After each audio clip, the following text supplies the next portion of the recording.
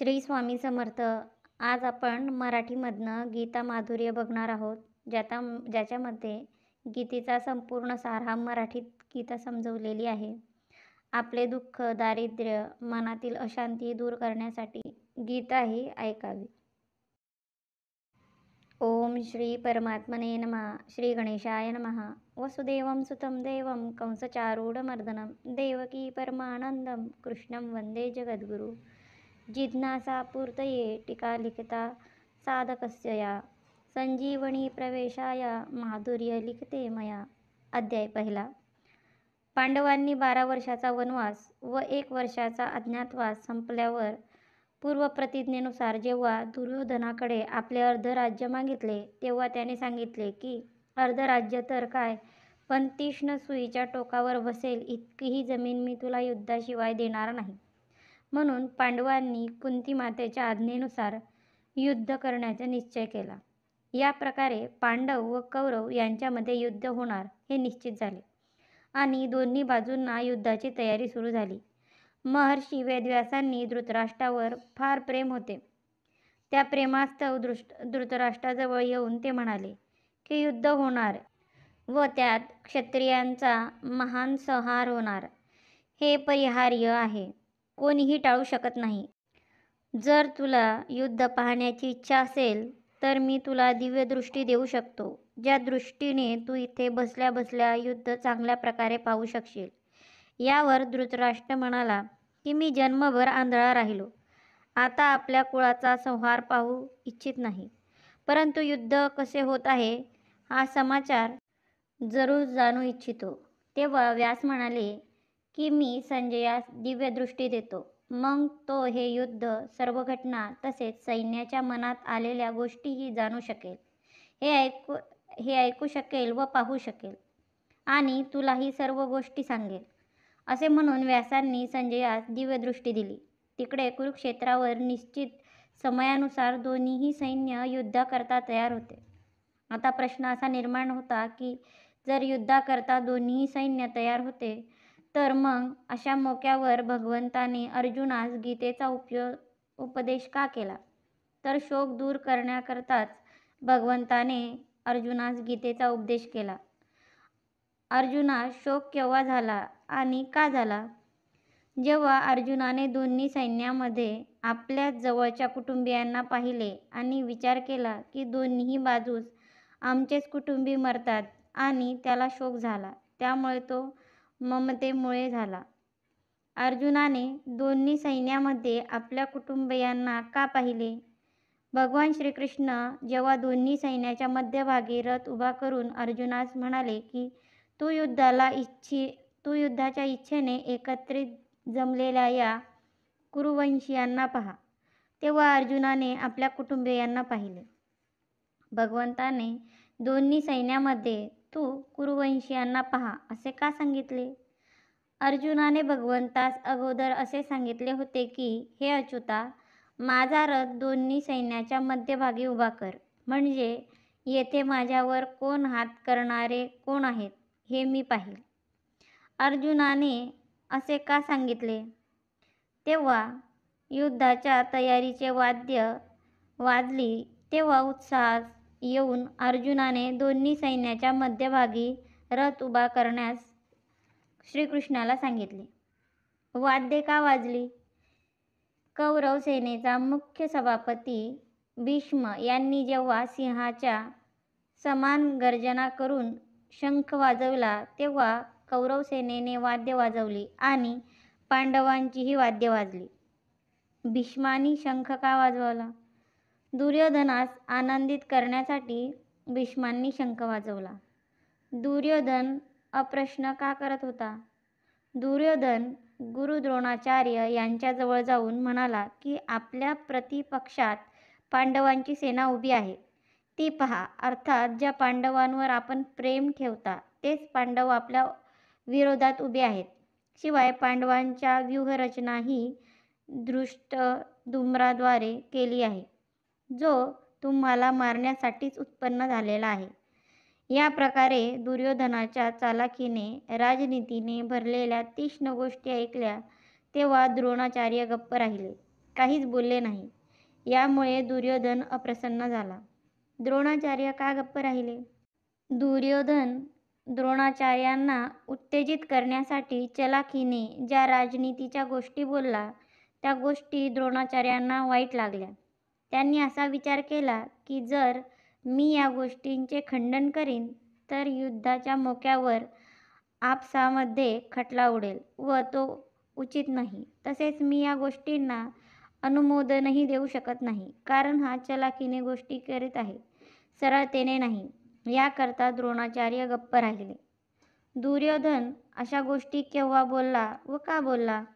दुर्योधन व्यूहाकार उभा असलेल्या पांडव सेनेस पाहून गुरु द्रोणाचार्यास उत्तेजित करण्यासाठी अशा गोष्टी बोलला. याचे वर्णन संजयाने धृतराष्ट्राजवळ केले आहे. संजयाने धृतराष्ट्राजवळ हे वर्णन का केले? धृतराष्ट्राने जेव्हा युद्धाची कथा आरंभापासून विस्तारपूर्वक ऐकण्याची इच्छा केली, तेव्हा संजयाने या सर्व गोष्टी धृतराष्ट्रास सांगितल्या. धृतराष्ट्राने संजयाकडून ऐकायची इच्छा का केली? युद्धात 10 दिवस झाल्यानंतर संजयाने धृतराष्ट्रास अचानक येऊन सांगितले की कौरव पांडवांचे पितामह व शांतनूचे पुत्र भीष्म युद्धात मारले गेले. जे संपूर्ण योद्धामध्ये मुख्य आणि धनुर्धार्यांमध्ये श्रेष्ठ असे पितामह भीष्म आज शरशय्येवर झोपले आहे. हा समाचार ऐकून धृतराष्ट्रास फार दुःख झाले आणि तो विलाप करू लागला. पुन्हा तो संजयास युद्धाचा सर्व वृत्तांत ऐकण्यासाठी म्हणाला आणि विचारले की हे संजया, धर्मभूमी कुरुक्षेत्रामध्ये युद्धाच्या इच्छेने एकत्र झालेल्या माझ्या आणि पांडूंच्या पुत्रांनी काय केले? संजय म्हणाला, त्यावेळी व्यूहरचनेने उभी असलेली पांडवांची सेना पाहून राजा दुर्योधन द्रोणाचार्याजवळ गेला आणि म्हणाला की हे आचार्य, आपण आपल्या बुद्धिमान शिष्य द्रुपदपुत्र धृष्टद्युम्नाद्वारा व्यूहरचनेने उभी केलेली पांडवांची ही मोठी सेना पहा. दुर्योधना, मी पांडवांच्या सेनामध्ये कोणाकोणास पाहू? पांडवांच्या या सेनेमध्ये मोठे मोठे शूरवीर आहेत, ज्यांची मोठी मोठी धनुष्य आहेत. त्याचप्रमाणे जे बळामध्ये भीमासमान आहे, युद्धकलेमध्ये अर्जुनासमान आहे, त्यांच्यात ययुधाती, सात्यकी, राजा विराट आणि महारथी द्रुपदही आहेत. दृष्टकेतू, चेकितान आणि पराक्रमी काशीराजही आहे. पुरुजित आणि कुंतीभोज हे दोघे भाऊ, तसेच मनुष्यामध्ये श्रेष्ठ शैवही आहे. पराक्रमी युधामन्यू आणि बलवान उत्तमौजाही आहे. सुभद्रा पुत्र अभिमन्यू आणि द्रौपदीचे 5 पुत्रही आहेत. सर्वस्वाचे सर्व महारथी आहेत. दुर्योधना, पांडवांच्या सैन्यातील शूरवीरांची नावे तर तू सांगितली, पण आपल्या सैन्यातील शूरवीर कोण कोण आहेत? हे द्विजोत्तमा, आपल्या सेनेमध्ये जे विशेष पुरुष आहेत त्यांच्यावरही आपण ध्यान द्या. आपण द्रोणाचार्य, पितामह भीष्म, कर्ण, सम्राज्ञी विजयी, कृपाचार्य, अश्वत्थामा, विकर्णी आणि सोमदत्ताचा पुत्र भूरिश्रवा, याच प्रकारे यांच्याशिवाय आणखी पुष्कळ असे शूरवीर आहेत की ज्यांनी माझ्याकरता आपल्या जगण्याच्या इच्छेचाही त्याग केला आहे आणि जे अनेक प्रकारचे अस्त्र शस्त्र चालवण्यात निपुण आहेत, तसेच युद्धकलेमध्ये अत्युच्च चतुर आहेत. हे संजया, दोन्ही सेनेतील प्रधान योद्धांना दाखवल्यानंतर दुर्योधनाने काय केले? दुर्योधनाने आपल्या मनात विचार केला की उभय पक्षपाती भीष्मद्वारा रक्षिलेले आपली सेना पांडव सैन्यामध्ये विजय मिळवण्यास असमर्थ आहे आणि निज पक्षपाती भीमद्वारा रचलेले पांडवांची सेना आपल्या सेनेवर विजय मिळवण्यास समर्थ आहे. मनात असा विचार केल्यानंतर दुर्योधनाने काय केले? त्याने सर्व शूरवीरांना म्हटले की आपण सर्वच्या सर्व लोकांना आपापल्या नियोजित मोर्चावर दृढतेने राहूनच पितामह भीष्माचे 4ही बाजूंनी रक्षण करावे. आपल्या रक्षणास गोष्ट ऐकून पितामह भीष्मांनी काय केले? दुर्योधनास प्रश्न करीत पितामह भीष्मांनी सिंहासन गर्जना करून मोठ्या जोराने शंख वाजविला. भीष्मांनी शंख वाजवल्यावर काय झाले? भीष्मांनी तर दुर्योधनास प्रश्न करण्याकरताच शंख वाजविला होता, परंतु कौरव सेनेने ती युद्ध आरंभाची घोषणा समजली, म्हणून भीष्माचा शंख वाजताच कौरव सेना शंख, मेरी, ढोल, मृदुंग इत्यादी वाद्ये एकाच वेळी वाजवू लागली. त्यांचा आवाज मोठा भयंकर झाला. संजया, कौरव सेनेची वाद्ये वाजल्यानंतर काय झाले? कौरव सेनेची वाद्ये वाजल्यानंतर पांडव सेनेची वाद्ये वाजवायला हवी होती, परंतु त्या सेनेस कोणतीच आज्ञा मिळाली नाही.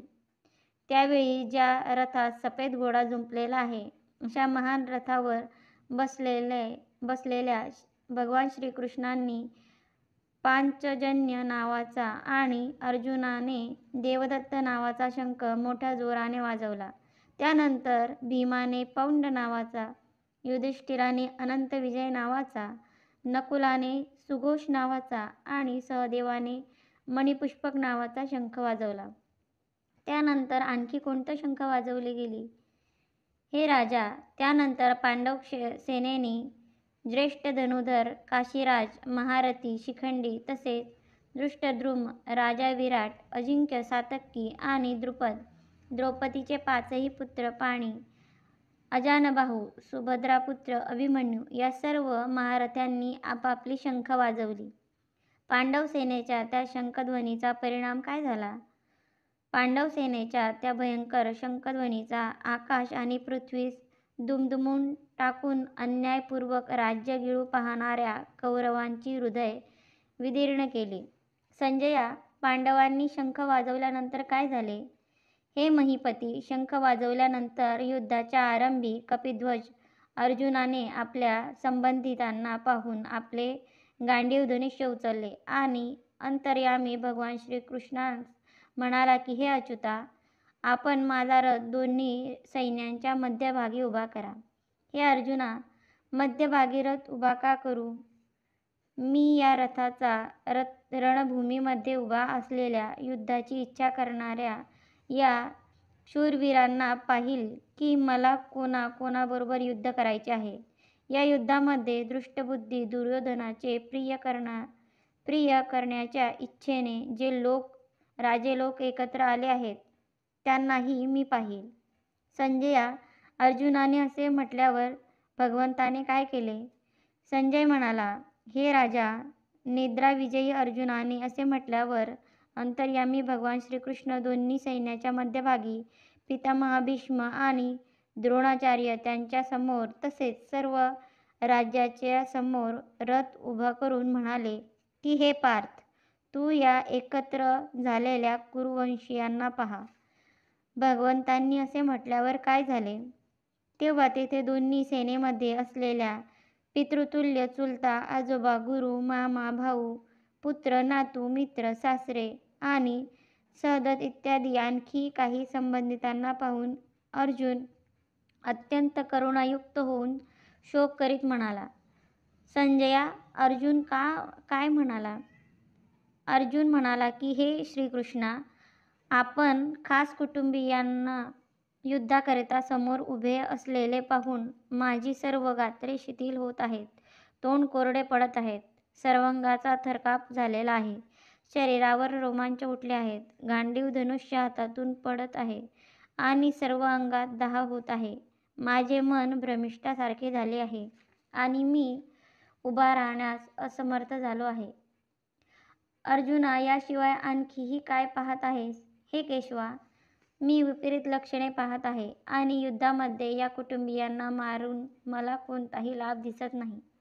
त्यांना मारण्याशिवाय राज्य कसे मिळणार? हे श्रीकृष्णा, मी विजय इच्छित नाही, राज्य इच्छित नाही, तसेच सुखही इच्छित नाही. हे गोविंदा, आम्हास राज्य, भोग अथवा जगणे यापासून काय लाभ आहे? श्रीकृष्ण म्हणाले, तू विजय इत्यादी काय इच्छित नाहीस? अर्जुन म्हणाला, आम्ही ज्यांच्याकरता राज्य, भोग आणि सुखे इच्छित आहोत, तेच हे सर्वच्या सर्व लोक आपल्या प्राण्यांची आणि धनांची आशा सोडून युद्धाकरिता उभे आहेत. अर्जुना, ते लोक कोण आहेत? अर्जुन, गुरु, चुलते, पुत्र, आजोबा, मामा, सासरे, नातू, मेहुणे तसेच आणखी पुष्कळसे संबंधित आहेत. श्रीकृष्ण, हेच लोक जर तुला मारण्याकरता तयार झाले तर? अर्जुन, हे भले मला मारोत, परंतु हे मधुसूदना, मला त्रैलोक्याचे राज्य जरी मिळाले तरी मी त्यांना मारू इच्छित नाही. तर मग पृथ्वीच्या राज्याच्या बाबतीत काय बोलायचे? श्रीकृष्ण, अरे भाऊ, राज्य मिळाल्यानंतर तर मोठी प्रसन्नता प्राप्त होते. ती प्रसन्नताही तू इच्छित नाही का?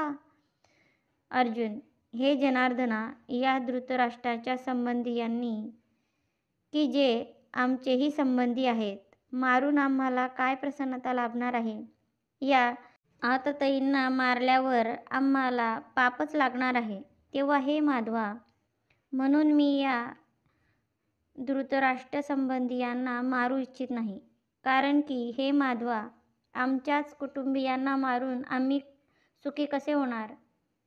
श्रीकृष्ण, हे तर तुला मारण्यासाठी तयारच आहेत, मग तूच का मागे सरकतोयस? अर्जुन, महाराज, लोभामुळे यांची विवेकबुद्धी विचारशक्ती नष्ट झालेली आहे. म्हणून हे दुर्योधन इत्यादी कुलनाशापासून होणाऱ्या दोषाचा आणि मित्रदोषाचा पासून होणाऱ्या पापाचा विचार करीत नाहीत. तरीसुद्धा हे जनार्दना, कुलक्षयापासून उद्भवणाऱ्या दोषांना जाणणाऱ्या आम्ही तरी या पापापासून वाचले पाहिजे, अर्थात दूर राहिले पाहिजे. श्रीकृष्ण, जर कुलाचा नाशही झाला तर काय होणार? कुलाचा नाश झाल्यावर वंशपरंपरेने चालत आलेला कुलधर्म नष्ट होणार. कुलधर्म नष्ट झाल्यावर काय होते? कुलधर्म नष्ट झाल्यावर संपूर्ण कुलाचे अधर्म पसरले जातो. अधर्म पसरला तर काय होते? अधर्माचा प्रसार झाल्यामुळे कुलातील स्त्रिया दूषित होतात. स्त्रिया दूषित झाल्यावर काय होते? स्त्रिया दूषित झाल्यावर वर्णसंकर निर्माण होते. वर्णसंकर निर्माण होण्याने काय होते? तो वर्णसंकर कुलाचा नाश करणाऱ्या आणि संपूर्ण कुळाचा नरकाला नेणारा होतो. तसेच पिंडदान, श्राद्धतर्पण न मिळाल्यामुळे त्यांचे पितरही आपल्या स्थानापासून पतन पावतात. वर्णसंकर निर्माण करणाऱ्या या दोषामुळे कुलघातकाचे वंशपरंपरेने चालत आलेले सनातन कुलधर्म व जातीधर्म हे दोन्हीही नष्ट होतात. ज्यांचे कुलधर्म नष्ट होतात त्या मनुष्याचे काय होते? हे जनार्दना, त्या मनुष्याला दीर्घकालापर्यंत नरकामध्ये वास्तव करावे लागते, असे आम्ही ऐकले आहोत. युद्धाचे हे सर्व परिणाम जर तुला प्रथमपासूनच ज्ञात आहेत तर तू युद्धाकरता तयारच का झालास? हीच तर मोठी आश्चर्याची व खेदाची गोष्ट आहे की आम्ही फार मोठे पाप करण्याचे निश्चय करून बसलो आहोत. तो म्हणजे आम्ही राज्य आणि सुखाच्या लालसेने स्वकुटुंबियांना मारण्यास तयार झालो आहे. आता तुझी काय करण्याची इच्छा आहे? मी अस्त्रशस्त्र टाकून युद्धापासून परावृत्त होईन. जरी मी असे केल्यानंतरही जर दुर्योधन इत्यादी मला मारतील तर ते मारणेही माझ्याकरता मोठे हितकारकच होईल. संजय असे म्हटल्यानंतर अर्जुनाने काय केले? संजय म्हणाला, असे म्हटल्यावर शोकाने ज्याचे मन अतिशय व्याकुळ झाले आहे असा तो अर्जुन बाणहीन धनुष्याचा त्याग करून रथाच्या मध्यभागी बसला. श्रीकृष्णाय नमः. भगवद्गीतेचा पहिला अध्याय समाप्त. मित्रांनो, चातुर्मासानिमित्त गीता माधुरी आपण सुरू केले आहे, तरी हा ऐकण्याचा आणि आपल्या मित्रपरिवारामध्ये याचा प्रचार करण्याचा आपण अवश्य लाभ घ्यावा. आणि तुम्हाला गीता माधुर्याचा पहिला अध्याय कसा वाटला कमेंटमध्ये नक्की कळवा. चॅनलला सबस्क्राईब, शेअर आणि लाईक करायला विसरू नका. धन्यवाद.